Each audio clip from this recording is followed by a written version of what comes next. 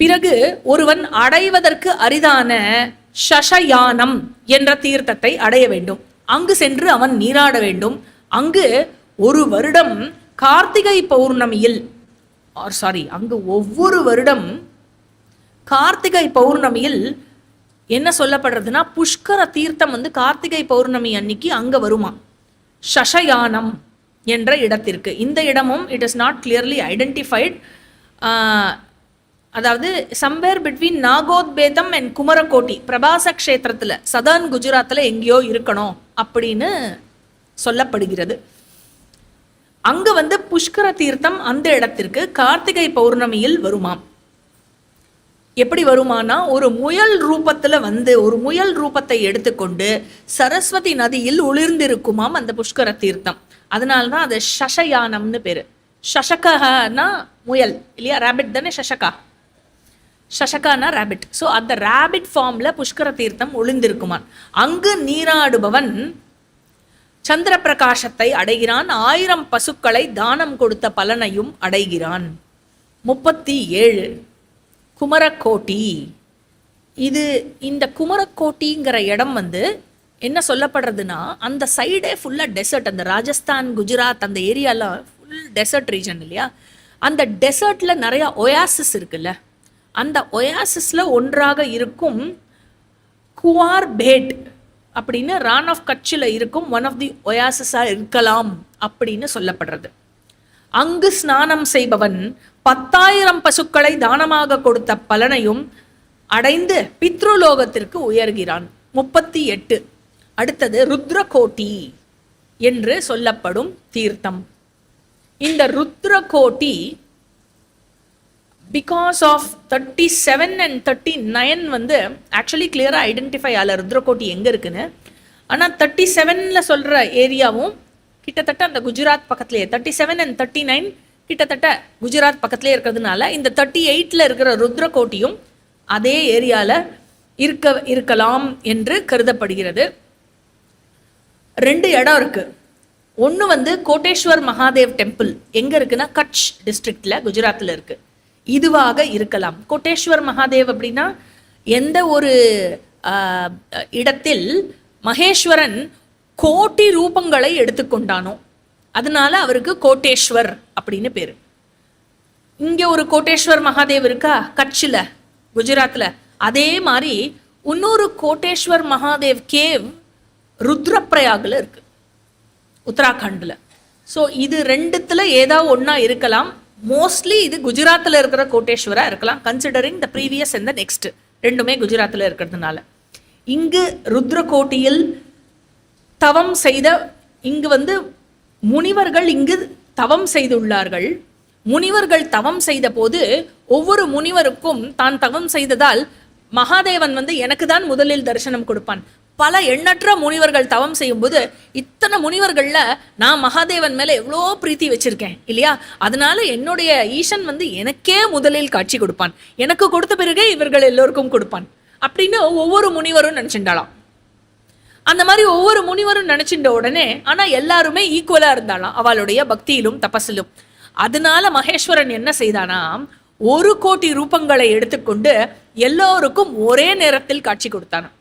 அதனால எல்லாரும் என்ன நினைச்சுட்டாலாம், எனக்கு தான் முதல்ல காட்சி கொடுத்துருக்கான் அப்படின்னு எல்லாருமே நினைச்சுட்டாலாம். அதுவும் தான் உண்மை இல்லையா. ஸோ அந்த மாதிரி அவர் செய்த அந்த இடம், அந்த இடத்தில் ஒருவன் அந்த தீர்த்தத்தில் ஸ்நானம் செய்தால் அஸ்வமேத பலனை அடைகிறான். 39 சரஸ்வதி சமுத்திரத்தில் சங்கமிப்பும் இடத்திற்கு செல்ல வேண்டும். பிரபாச கஷேத்திரம் திரிவேணி காட், அதே அந்த ஹிரண் கபிலா சரஸ்வதி. அங்கு சித்திர மாதம் சுக்ல சதுர்தசி அன்று முனிவர்கள் எல்லோரும் கேசவனை வழிபடுகிறார்கள். அப்பொழுது அங்கு நீராடினால் என்ன பலன் கிடைக்கிறது என்றால், அபரிமிதமான தங்கத்தை தானமாக கொடுத்த பலன் கிடைக்கிறது. அனைத்து பாவங்களிலிருந்தும் இவன் நீங்குகிறான், பிரம்மலோகத்தையும் அடைகிறான். அந்த இடத்தில் முனிவர்கள் பலர் பல வேள்விகளை செய்திருக்கிறார்கள். அங்கு செல்வதால் 1000 பசுக்களை தானமாக, செல்வதாலேயே 1000 பசுக்களை தானமாக கொடுத்த பலன் கிடைக்கிறதா. அதுக்கப்புறம் கண்டினியூ பண்ற புலஸ்தேர் விடல சரியா. கேட்டு கேட்டு டயர்ட் ஆயிட்டேலோ, சரி இந்த மாதிரி கேட்டுட்டே இருக்கேனே, இதுவே ஒரு தபஸாச்சே, இதுக்கான ஏதாவது ஒரு 4-5 பசுமாடு கொடுத்து பலனான்னு கிடைக்குமா? பீஷ்மா, அடுத்தது ஒருவன் எதை பார்த்தாலேயே அனைத்து பாபங்களிலிருந்தும் விடுபடுவானோ அந்த குருக்ஷேத்திரத்திற்கு செல்ல வேண்டும். இந்த குருக்ஷேத்திரத்தை பத்தி, அதாவது இது 40வது க்ஷேத்திரம், நம்பர் அவர் போடல, நம்ம போட்டுன்னு வந்திருக்கோம், சரியா? இந்த குருக்ஷேத்திரத்தை பத்தி இப்போ நான் சொன்ன இந்த பீஷ்மா அடுத்து ஒருவன் குருக்ஷேத்திரத்துக்கு செல்ல வேண்டும்னு படிச்சேன் இல்லையா? இந்த ஸ்லோகம் 83வது அத்தியாயத்தினுடைய முதல் ஸ்லோகம், சரியா? இந்த 83வது அத்தியாயத்துல 208 ஸ்லோகம் இருக்கு. இந்த ஒரே அத்தியாயத்துல மொத்தமும் குருக்ஷேத்திரத்தினுடைய மகிமை, சரியா? சோ இந்த குருக்ஷேத்திரத்திற்கு செல்ல வேண்டும். சமந்த பஞ்சகம் என்று பேர், ஞாபகம் இருக்கா குருக்ஷேத்திரத்திற்கு? நான் குருக்ஷேத்திரத்தில் வாழ்வேன் என்ற தொடர்ச்சியாக சொல்லும் ஒருவன் அனைத்து பாவங்களிலிருந்தும் விடுபடுகிறான். அப்புறம் புலஸ்தியர் சொல்றார், காற்று வீசி காற்றால் அடித்து கொண்டு வரப்பட்ட குருக்ஷேத்திரத்தின் தூசி கூட ஒரு மனிதனை அடுத்த பிறவியில் அருள் வாழ்க்கையை வாழ வைக்குமாம். அவன் மேல அந்த தூசி பட்டா போருமா, அவன் அடுத்த பிறவியில அருள் வாழ்க்கை வாழ்வானாம். எது? குருக்ஷேத்திரத்தினுடைய தூசி. சரஸ்வதிக்கு நதி, இந்த பவுண்டரி ஆஃப் குருக்ஷேத்திரத்தை சொல்றார். சரஸ்வதி நதிக்கு தெற்கிலும் திருஷத்வதி என்ற நதிக்கு வடக்கிலும், அதாவது மேல சரஸ்வதி கீழே திருஷத்வதி, இந்த ஏரியா தான் குருக்ஷேத்ரா. இந்த சரஸ்வதி எங்க ஜி? அந்த பக்கமும் சொன்னேன், குஜராத் பக்கமும் சொல்றேன், இந்த பக்கம் ஹரியானா பக்கமும் சரஸ்வதி சொல்றேளே, இது என்ன சரஸ்வதி? இது எல்லா இடமும் சரஸ்வதியா அப்படின்னு கேட்டா, சரஸ்வதி அப்படிங்கிறது ரிக்வேதத்தில் சொல்லப்படுகிற ஒரு நதி. இந்த சரஸ்வதியினுடைய கோர்ஸ் ஆஃப் த ரிவர் இருக்கு இல்லையா, ஹிமாலய பகுதியில் உதித்து எந்தெந்த பக்கத்துல எந்தெந்த டைரக்ஷன்லாம் அந்த ஃப்ளோ ஆயிருக்கு அப்படிங்கிறது வேத காலத்திலிருந்து இன்று வரை அதோடைய கோர்ஸ் டைரக்ஷன் எல்லாமே மாறி இருக்கு. அண்ட் எந்த இடத்துல குப்தமாகறா, எந்த இடத்துல அந்தர்முகமாறா, எந்த இடத்துல வெளிப்படுறா இப்படிங்கிறது நம்மளுடைய சாஸ்திரங்கள்ல சொல்லப்படுற விஷயமும் நமக்கு அனுபவங்கள்ல இருக்கிறதா அப்படிங்கிறத வெரிஃபை பண்றதுக்கு கூட நம்மளுக்கு இயலாமையில இருக்கும். ஆக்சுவலி சாஸ்திரத்துல சொல்ற விஷயத்த நம்ம எடுத்துக்கிறோம் இல்லையா, இதை எப்படி நம்ம வெரிஃபை பண்ண முடியுமா, முடியாதா? இது எப்படி கோர்ஸ் மாறித்து? ஏன் நதி இன்னைக்கு இல்லை? அந்த பக்கம் நதி மட்டும் இருக்கு, ஆனா ட்ரையா எடுத்து, அந்த ரிவர் பெட் இருக்கு அந்த குஜராத் ராஜஸ்தான் சைட்ல, ஆனா ட்ரை அப் ஆயிடுத்து. ஸோ இதனுடைய it is actually a very very big mystery இந்த சரஸ்வதி நதி அப்படிங்கிறது மட்டும். இன்ஃபேக்ட் நம்மளுடைய கலாச்சாரங்களை ஆராய்ச்சி செய்தவர்கள் நம்மள இண்டஸ் வேலி சிவிலைசேஷன் சொல்றா இல்லையா, சிந்து சமவெளி நாகரீகம் அப்படின்னு சொல்லிட்டு வரா இல்லையா, இதை அனலைஸ் பண்ணினவா ஹிஸ்டாரிக்கல் டேட்டா வச்சு ஆர்கியாலஜிக்கல் சர்வே எல்லாம் வச்சு அனலைஸ் பண்ணினவா என்ன சொல்றானா, அது ஒரு ரிப்போர்ட் இருக்கு, ஒரு கருத்து இருக்கு. என்ன சொல்றானா, அனலைஸ் பண்ணி பார்த்தா இந்த சிவிலைசேஷன் எங்கெங்கெல்லாம் இருந்தது அப்படின்னு பார்த்தா சிந்து நதிக்குலேருந்து ரொம்ப ரொம்ப தூரத்துல சிவிலைசேஷன் இருந்தது. சிந்து நதி பக்கத்துலயும் இருக்கு, சிந்து நதிக்கு ரொம்ப தொலைவிலேயும் இருக்கே. அப்படி அந்த இடத்துல சிவிலைசேஷன் இருந்ததுன்னா அவ தண்ணிக்கு என்ன பண்ணினா? நீரால் அமையும் நாகரீகம்னு சொல்றோமே, நீர் இல்லாம அங்க எப்படி நாகரீகம் அமைஞ்சது அப்படின்னு ஆராய்ந்து பார்த்தால் அங்கு இருந்த நாகரீகம் எல்லாம் இன்னும் பழமையானது. அது சரஸ்வதி சமவெளி நாகரீகமாக இருந்தது. தேர்ஃபோர் நம்முடைய நாகரீகம் என்பது எத்தனை பழமை வாய்ந்தது என்றால், ஆங்கிலேயன் சொன்ன சிந்து சமவெளி நாகரிகம் அல்ல, நமது சரஸ்வதி சமவெளி நாகரிகம். இந்த சரஸ்வதி சமவெளி நாகரிகம் ஒரு சரஸ்வதி நதியை பத்தின மிஸ்ட்ரியை சால்வ் பண்றதுக்காக இப்போ என்ன இருக்குன்னா, இப்போ ரீசெண்டா இஸ்ரோவோட ஹெல்ப் கேட்டிருக்கா. ISRO have started researching on Saraswati. So நம்ம மாதா சரஸ்வதி கிட்ட வேண்டிட்டு இஸ்ரோ இந்த ப்ராஜெக்ட்ல சக்சஸ்ஃபுல்லா ஆகணும்னு வேண்டிக்கணும். இப்போ ரீசெண்டாக March 2006 அவர் ரிலீஸ் பண்ண சில வீடியோஸ், சில ஃபைண்டிங்ஸ் எல்லாமும் இருக்குது. எல்லாத்தையும் விட எல்லாமே நிறையா கொஸ்டின் மார்க்ஸ் இருக்குது. ஸோ எல்லாமே எல்லா கதவுகளும் திறந்து அவர்களுக்கு எல்லா விஷயமும் அவர்களுக்கு கிடைத்து தெளிவு பெற வேண்டும் என்று நாம் பிரார்த்திப்போம். குருக்ஷேத்திரத்தில் வசிப்பவன் ஸ்வர்க்கத்தில் வசிக்கிறான் என்றே கருதப்படுகிறது அப்படிங்கிறார் புலஸ்தயர். பீஷ்மா அங்கு 1 மாசத்துக்கு வசிக்க வேண்டும். அதற்கு பிரம்மக்ஷேத்திரம் என்று பெயர். எதற்கு? குருக்ஷேத்திரத்திற்கு. ஏன்னா பிரம்மாஜி இந்த சிருஷ்டியை படைத்துவிட்டு முதல் யஜ்ஞத்தை அந்த இடத்தில் தான் செய்தார். அதனால குருக்ஷேத்திரத்துக்கு பிரம்மக்ஷேத்திரம் என்று பெயர். குருக்ஷேத்திரத்திற்கு செல்பவன் குருக்ஷேத்திரத்திற்கு நான் செல்வேன் என்று மனதால் நிலைத்தால் கூட பாவங்கள் அழிந்து பிரம்மலோகத்தை அடைவானாம். பக்தியுடன் குருக்ஷேத்திரத்திற்கு செல்பவன் ராஜசூயம் மற்றும் அஸ்வமேத யாகம் செய்த பலனை அடைகிறான். இந்த குருக்ஷேத்திரம் அப்படிங்கிற ஏரியாக்கு காவல் தெய்வங்கள், 4 பக்கமும் காவல் தெய்வங்கள் இருக்கிறார்கள். அதுல சவுத் ஈஸ்டர்ன் சைடு இருக்கிற காவல் தெய்வம் மச்சக்ருகன் அப்படின்னு பேரு. அந்த மச்சக்ருகனை வழிபட வேண்டும். சவுத் ஈஸ்டில் இருக்கிற காவல் தெய்வம். அப்படி வழிபட்டால் அது ஒரு தீர்த்தம். அந்த காவல் தெய்வமோட கோவில் ஒரு தீர்த்தம். அங்க அவனை வழிபட்டால் 1000 பசுக்களை தானம் செய்த பலனை ஒருவன் அடைகிறான். குருக்ஷேத்திரத்தில் பகவான் விஷ்ணுவை வழிபட்டால் அங்கு இன்னைக்கு இருக்கிற குருக்ஷேத்திரத்திலேயே லக்ஷ்மி நாராயண் மந்திர் அப்படின்னு சன்னிஹித் சரோவர் பக்கத்தில் இருக்கிற ஒரு ரொம்ப பழைய கோவில் இருக்கு. இதை தவிர எண்ணற்ற கோவில் இருக்கு அந்த ஏரியாவில். விஷ்ணு மந்திர் அப்படின்னு போட்டேன்னா 1 2 அவ்வளோ இருக்கு. சரியா? அங்கு எந்த ஒரு கோவில்னு இல்லை. அங்கு சென்று விஷ்ணு வழிபாடு செய்பவன் அஸ்வமேத பலன் பெற்று விஷ்ணு லோகத்தை அடைகிறான். அதே இடத்தில், அதாவது சேனல் மாறுற வரைக்கும் இப்ப சொல்ல போற எல்லா தீர்த்தங்களும் குருக்ஷேத்திரத்தில் தான் இருக்கின்றன. அதனால நான் நம்பர் போடுறது நிறுத்திட்டேன். Out of my capacity. ஏதாவது நம்பர் போடலாம் அப்படின்னு பார்த்தா எதுக்குமே கட்டுக்கு அடங்கலை. சரியா? அங்கு பரிப்ளவ என்ற தீர்த்தத்தில் நீராடினால் அக்னிஷ்டோமம் மற்றும் அதிராத்திர வேள்விகள் செய்த பலனை, அதைவிட அதிக பலனை அடைகிறான்.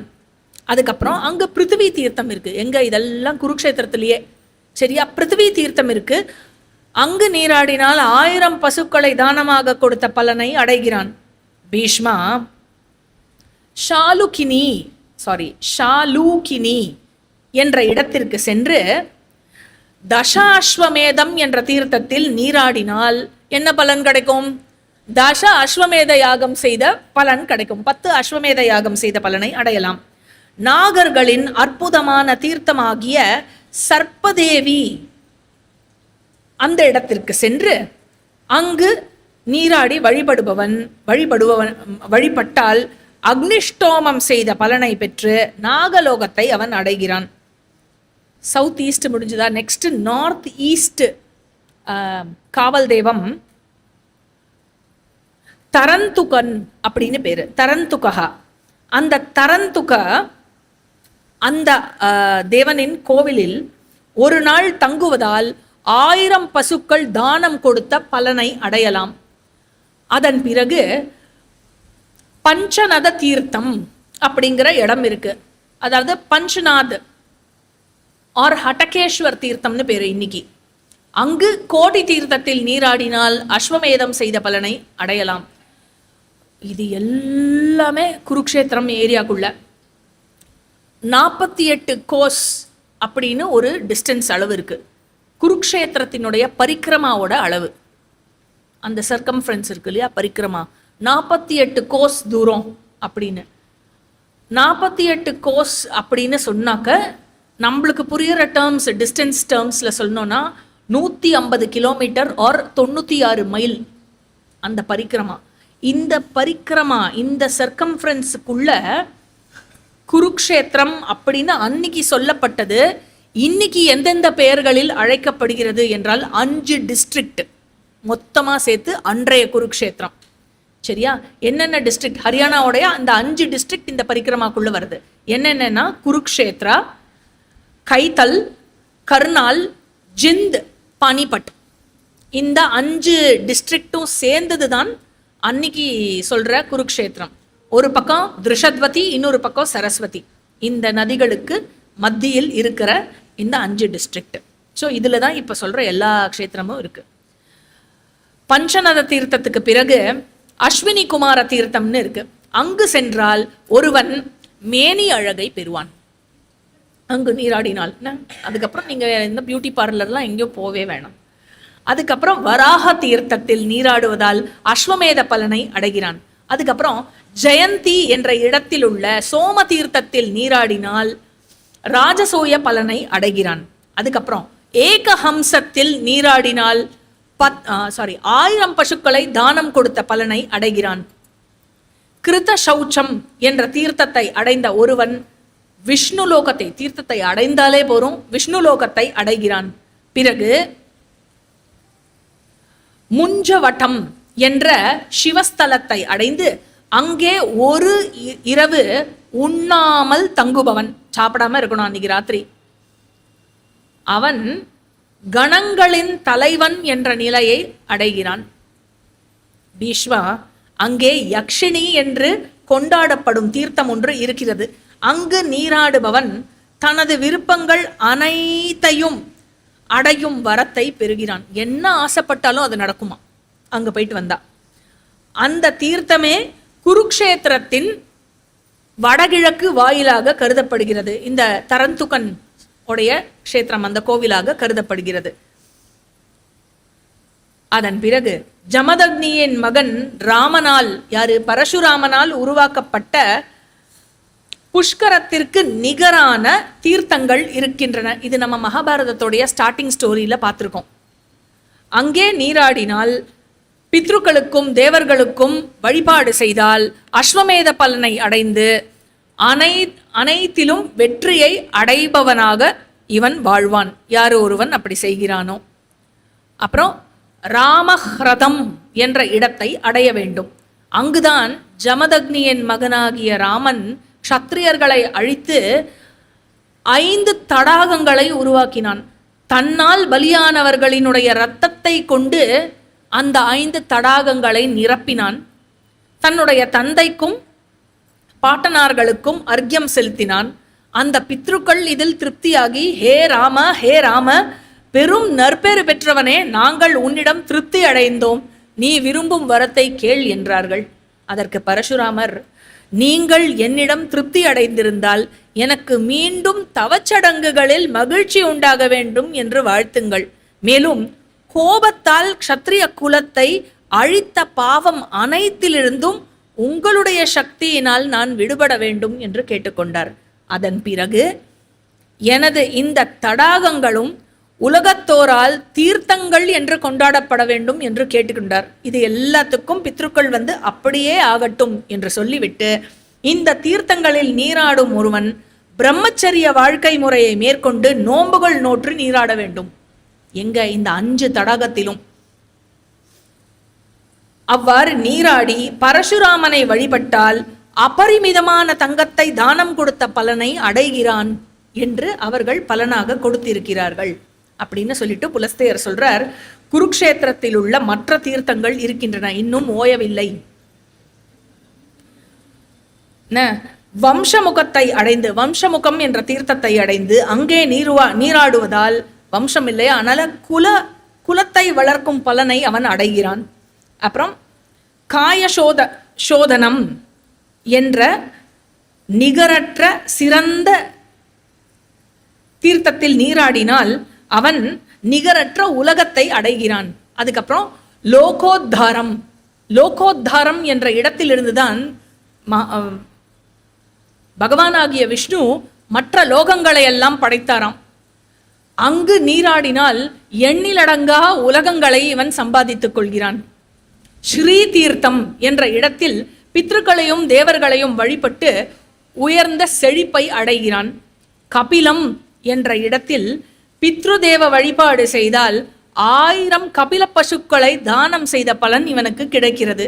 சூரிய தீர்த்தம், இந்த இடத்தில் பித்ருக்களுக்கும் தேவர்களுக்கும் வழிபாடு செய்தால் முழுவதும், அதாவது எப்படி வழிபாடு செய்ய வேண்டும், முழுவதும் உண்ணாதிருந்து வழிபாடு செய்தால் அக்னிஷ்டோமத்தின் பலனும் கடைசியாக சூரியலோகமும் அடைகிறான். ஏன்னா அது சூரிய தீர்த்தம். கோபவன தீர்த்தம், இந்த இடத்தில் நீராடினால் 1000 பசுக்களை தானம் கொடுத்த பலன். சங்கினி தீர்த்தம், இவன் பெரு பராக்கிரமத்தை அடைகிறான்.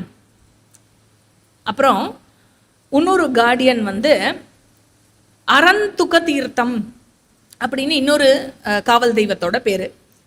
அங்கு வழிபடுபவன், அங்கு வழிபடுகிறவன் அக்னிஷ்டோம வேள்வியின் பலனை அடைகிறான். அதுக்கப்புறம் பிரம்மவர்த்தம் என்ற தீர்த்தம் இருக்கிறது. அங்கு நீராடினால் பிரம்மலோக பலன் கிடைக்கிறது.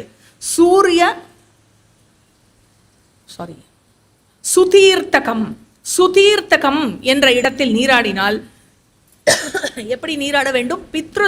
பித்ருக்களையும் தேவர்களையும் வணங்கி நீராட வேண்டும். அப்போ அஸ்வமேத பலனும் கடைசியாக பித்ருலோகமும் அடைகிறான். காஷீஸ்வர தீர்த்தம், அனைத்து நோய்களிலிருந்தும் விடுபடுகிறான். ரொம்ப இம்பார்ட்டன்ட் இல்லையா? இறுதியில் பிரம்மலோகத்தை அடைகிறான். மாத்ரு தீர்த்தம், புத்திர பேரையும் பெரும் செழிப்பையும் அடைகிறான். சீதாவனம் என்ற தீர்த்தம், வேறு எந்த தீர்த்தத்துக்கும் இல்லாத பலன். இங்கே செல்வதால் மட்டுமே ஒருவன் புனிதத்தன்மையை அடைகிறான். தன்னுடைய முடியை மழித்து கொள்வதால் பெரும் அருளை அடைகிறான். மொட்டை போட்டு வழிபாடு செய்வது. ஸ்வாவில் லோமாபகம் என்ற தீர்த்தம். இங்கு பிராமணர்கள் பெரும் திருப்தி அடைகிறார்கள். யார் ஒருவர் முடியை மழிக்கிறார்களோ அவர்கள் பிராணாயாமத்தால் புனித நிலையை அடைந்து கடைசியாக உயர்ந்த நிலையை அடைகிறார்கள். தசாஸ்வமேதிகம் என்ற தீர்த்தம். இங்கு சென்று ஸ்நானம் செய்பவன் உயர்ந்த நிலையை அடைகிறான். மானுஷம் என்ற தீர்த்தம். இங்க என்ன ஆச்சா, வேடர்கள் கானகத்தில் துன்புற்ற கருப்பு நிற மான்களை அந்த நீரில் அந்த மான்கள் வேடர்களால் துன்புற்ற, வேடர்கள் மானை அடிச்சு, கணைகளால் மானை அடித்து வேடர்களால் துன்பம் கொண்ட மான்கள் இந்த மானுஷம் என்ற நீரில் மூழ்கினவாம். இந்த நீரில் மூழ்கிய காரணத்தினால் அவைகள் மனித உருவை அடைந்தன. இதில் நீராடும் ஒருவன் தனது அனைத்து பாவங்களிலிருந்தும் விடுபட்டு ஸ்வர்க்கத்தில் வழிபடும் ஒருவனாக அவன் ஆகிறான். அந்த தகுதியை பெறுகிறான். மானுஷத்திற்கு கிழக்கில் 1 கோஷ தூரத்தில் ஆபகா என்ற நதி ஒன்று இருக்கிறது. அங்கு தேவபித்ரு வழிபாடு செய்து சாமை இருக்கு இல்லையா, மில்லட், சாமையை தானமாக அளித்தால் அவன் பெரிய அறப்பலன்களை அடைகிறான். அங்கு எப்படி சொல்றாருன்னா, ரஜினிகாந்த் மாதிரி சொல்றார், ஒரு பிராமணனுக்கு உணவளித்தால் 1 கோடி பிராமணர்களுக்கு உணவளித்ததுக்கு இணையாகுமாம். 1க்கு 100 இல்லை, 1க்கு 1 கோடி. சரியா? தேவர்களுக்கும் பித்ருக்களுக்கும் வழிபாடு செய்து 1 இரவு அங்கு தங்கும் மனிதன் அக்னிஷ்டோம வேள்வி செய்த பலனை அடைகிறான்.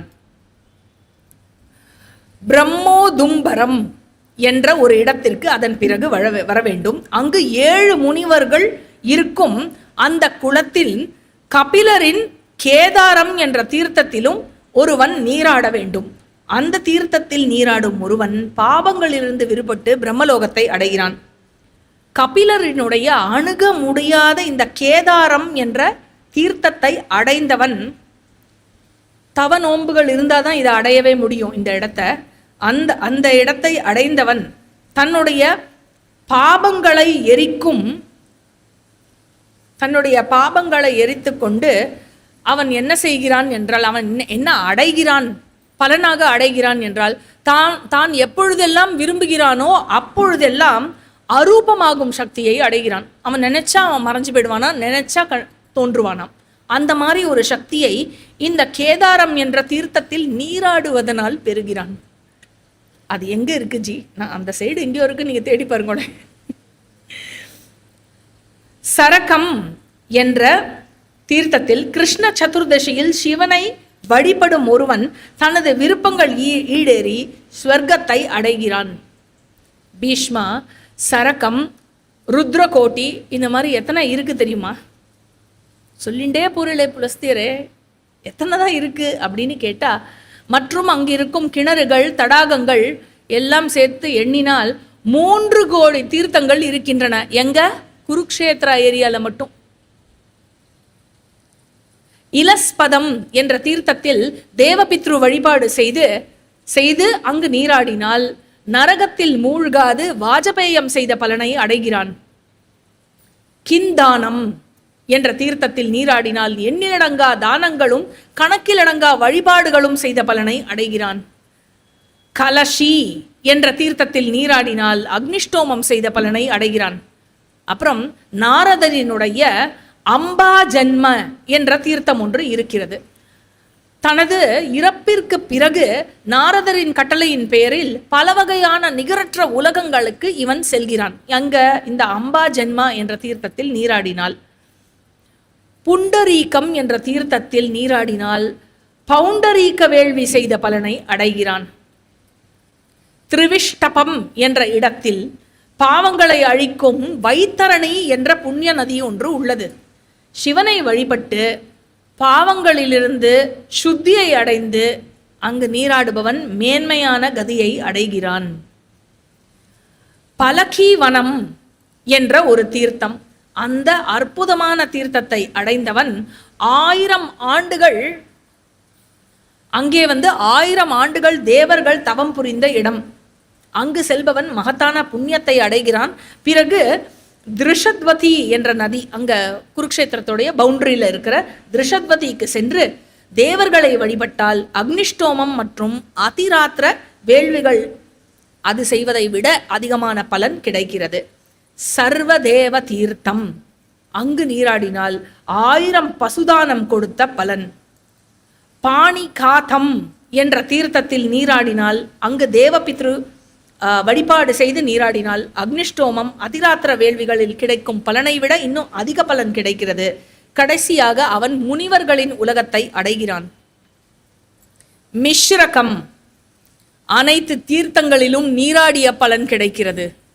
வியாசவனம் என்ற இடத்தில் மனோஜவம் என்ற தீர்த்தத்தில் நீராடினால் 1000 பசு தானம் கொடுத்த பலன் கிடைக்கிறது. மதுவட்டி அந்த இடத்தில் இருக்கும் தேவ தீர்த்தத்தில் நீராடினால் தேவபித்ரு வழிபாடுடன் 1000 பசுதான பலனை அடைகிறான். கௌஷிகி அண்ட் திருஷத்வதி இரண்டும் சங்கமமாகும். அந்த சங்கமத்தில் நீராடினால் அனைத்து பாவங்களிலிருந்தும் விடுபடுகிறான். வியாசஸ்தலி என்ற இடத்திற்கு செல்பவன் 1000 பசுதானங்களை செய்த பலனை பெறுகிறான். கிந்தத்தம் என்ற இடத்தில் திலப்பிரஸ்தம் என்பது கொடுக்க வேண்டும். இது ரொம்ப இன்ட்ரெஸ்டிங்கான விஷயம். கிந்தத்தம் அப்படிங்கிற இடத்துல தானம் கொடுக்க வேண்டும். என்ன தானம் கொடுக்க வேண்டும் என்றால் தில தானம், அதாவது எள்ளு தானமாக கொடுக்க வேண்டும். எவ்வளோ எள்ளு தானமாக கொடுக்கணும்னா 1 பிரஸ்தம் எள்ளு தானமாக கொடுக்கணுமா. அதாவது 12 படிங்கிறது 1 குடவம், 4 குடவம் சேர்ந்தால் 1 பிரஸ்தம். சரியா? 12 படி 1 குடவம், 4 குடவம் 1 பிரஸ்தம். இத்தனை நேரம் தூங்கியாச்சு, இப்போ ஆக்டிவா மேத்ஸ் போடணும். அப்போ 1 பிரஸ்தம்ங்கிறது எவ்வளோ படி? சூப்பர், 48 படி. அங்க 48 படி எள்ள, இந்த கிந்தத்தம்ல 48 படி எள்ள எவன் ஒருவன் கொடுக்கிறானோ, தானம் செய்கிறானோ, அவனுக்கு என்ன பலன் தெரியுமோ? ரொம்ப ரெலவெண்ட் பலன். அனைத்து கடன்களிலிருந்தும் விடுபட்டு வெற்றியை அடைகிறான். ஆல் இஎம்ஐலேருந்து கிளியர் ஆயிடுமா இவனுக்கு. சரியா? வேதி என்ற தீர்த்தத்தில் நீராடினால் 1000 பசுக்களை தானம் கொடுத்த பலன். அகஸ் சுதினம் என்ற 2 தீர்த்தங்களுக்கும் சென்றால் சூரிய லோகத்தை அடைகிறான். மிருகதூமம், அங்கு சிவனை வழிபட்டால் அஸ்வமேதம் செய்த பலனை அடைகிறான். வாமன தீர்த்தம் என்ற இடத்தில் விஷ்ணுவை வாமன ரூபத்தில் வழிபட்டால் அனைத்து பாவங்களிலிருந்தும் விடுபட்டு விஷ்ணு லோகத்தையே அடைகிறான். குலம்புனம் என்ற இடத்தை அவன் அடைந்தால் சொந்த குலத்தை புனிதமாக்குகிறான். பவனஹ்ரதம் என்ற இடத்தில் நீராடினால் வாயுலோகத்தை அடைந்து அங்கு உள்ளவர்களால் வழிபடப்படுகிறான். அமரஹ்ரதம் என்ற இடத்தில் நீராடினால் ஸ்வர்க்கத்தில் வழிபடுபவனாகிறான். அற்புதமான தேவர்களினுடைய தேரில் அமர்ந்து அவன் உலா வரும் அந்த பலனை அவன் அடைகிறான். ஷாலிஹோத்திர தீர்த்தம், அங்கு நீராடினால் 1000 பசுதான பலன் கிடைக்கிறது. சரஸ்வதியில் இருக்கும் ஸ்ரீ குஞ்சம், அங்கு நீராடினால் அக்னிஷ்டோமம் செய்த பலன் கிடைக்கிறது. நைமிஷ குஞ்சத்தில், அங்க சரஸ்வதி, அங்க நைமிஷ குஞ்சம்ங்கிற இடத்துல சரஸ்வதி இருக்கு, அங்கு நீராடினாலும் அக்னிஷ்டோம பலன் கிடைக்கிறது. அப்புறம் கன்யா தீர்த்தம், 1000 பசுக்களை தானம் செய்த பலன். பிரம்ம தீர்த்தம், இங்க பிராமணன் அல்லாதவன் அங்கு நீராடினால் பிராமண நிலையை அடைகிறான். எவன் ஒருவன் பிராமணனாக இருந்து கொண்டு அங்கு நீராடுகிறானோ அவன் பாவங்கள் அழிந்து உயர்ந்த நிலையை அடைகிறான். இது பிராமணா அப்படின்னு சொல்றது காஸ்ட்டை விட குணத்தின் அடிப்படையில் எடுத்துக்கொள்ள வேண்டும். அதுக்கப்புறம் சோம தீர்த்தம், சோமலோகத்தை அடையும் பலன். வெரி வெரி இன்ட்ரெஸ்டிங் ஸ்டோரி இங்கதான். இதை மட்டும் ஜஸ்ட் பார்த்துட்டு கிளாஸை முடிச்சுடலாம்.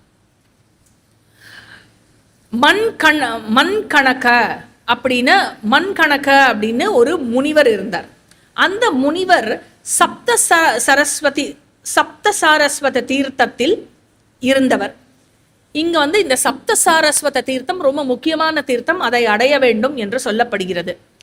அவர் ஒரு முறை என்ன ஆச்சுன்னா, இந்த மண்கணக்கர் முனி கையை கீறின்ட்டாராம். எங்கேயோ கை இங்க ஏதோ பட்டு மரத்துல ஏதாவது பறிக்கும் போது கீறின்ட்டாரா என்னன்னு தெரியல, கீறிடுத்தான். கை கீறினா என்ன வரணும்? கையிலேருந்து ரத்தம் வரணும். ஆனா அவருடைய கையிலேருந்து காய்கறியோட சாறு வந்துதான்.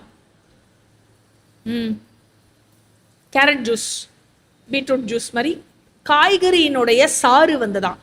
அதை பார்த்த உடனே இது எவ்வளோ பெரிய தவத்தினுடைய பலன் தான், எவ்வளோ கிரேட்டு அப்படின்னு நினைச்சு அதை கொண்டாட ஆரம்பித்தாராம், நடனமாட ஆரம்பித்தாராம் அந்த வனத்தில். எப்படி நடனமாடினார் என்றால், அவரை சுற்றி இருந்த அசையும் அசையாத விஷயங்கள், பொருட்கள் அனைத்தும் அவருடன் சேர்ந்து அதிர்ந்து ஆடிக்கொண்டிருந்ததாம். இதை தேவர்கள் கண்டு கொண்டதும், ஐயோ இவர் ரொம்ப இப்படியெல்லாம் பண்ணக்கூடாதே, இவரை நிறுத்துறமேன்னு சொல்லிட்டு நேர மகேஸ்வரன் கிட்ட போய் விஷயத்த சொல்லி அவரை நீங்க தான் நிறுத்தணும் அப்படின்னு சொன்னதும், மகேஸ்வரன் அவர் முன் தோன்றி, முனிவரே ஏன் ஆடிக்கொண்டிருக்கிறீர்கள் அப்படின்னு கேட்டாராம். இவரோ கர்வத்தில் இருந்தார் இல்லையா, அதனால மண்கணக்க ரிஷி என்ன சொல்றானா, அறியாதவாறு கேட்கிறீர்களே, என் கையிலிருந்து காய்கறி சாறு வருகிறதே, அதை நீங்கள் பார்க்கவில்லையா? அந்த மகிழ்ச்சியை தான் கொண்டாடி கொண்டிருக்கிறேன் அப்படின்னு சொன்னாராம். உடனே இந்த குருடாகி போன இந்த முனிவரிடம் சிவன் என்ன செய்தாராம், தன்னுடைய 2 விரலையும் அழுத்தி கொண்டாராம். அதுல ஏற்பட்ட காயத்தினால் என்னாச்சா, அந்த காயம் பட்ட இடத்திலிருந்து ரத்தம் வரணும் இல்லையா, ரத்தம் வராம பனியை போன்ற வெண்மையான பஸ்மம் வெளியேறித்தான். அதை பார்த்த உடனே, அதாவது சிவன் என்ன சொல்றாருன்னா, அதுல இருந்து வர்றது என்ன பெரிய ஆச்சரியம் இல்லையா, அதனால இதுக்கு போய் ஒரு கர்வம் கொள்ள வேண்டுமா அப்படிங்கிற மாதிரி அந்த இடத்துல அந்த முனிவரினுடைய, மண்கணக்க முனிவரினுடைய கர்வபங்கமானது ஏற்பட்ட இடம். அதுக்கப்புறம் மண்கணக்க முனிவர் சிவனை ஸ்துதி பாடி, நான் என்னுடைய தவங்கள் சுருங்காமல் இருக்கட்டும் என்று ஆசிர்வதியுங்கள் என்று சொல்லவும், சிவன் 1000 மடங்கு உங்கள் தவம் உயரட்டும் என்று ஆசிர்வதித்தார். அப்புறம் இந்த இடத்தில் இந்த தீர்த்தத்தில், சப்த சரஸ்வத தீர்த்தத்தில் நீராடி என்னை வழிபடுபவன் யாராக இருந்தாலும் அவன் அனைத்தையும் அடையும் சக்தியை அடைகிறான், சாரஸ்வத லோகத்தையும் அடைகிறான் என்று சொல்லிவிட்டு சிவன் அங்கிருந்து மறைந்து விட்டாராம். இதோட நம்ம இன்னைக்கு 314 ஸ்லோகத்தை பார்த்துருக்கோம். மேல என்ன அப்படிங்கிற இந்த தீர்த்த யாத்திரா பருவத்தை அடுத்த வாரம் கண்டினியூ பண்ணுவோம்.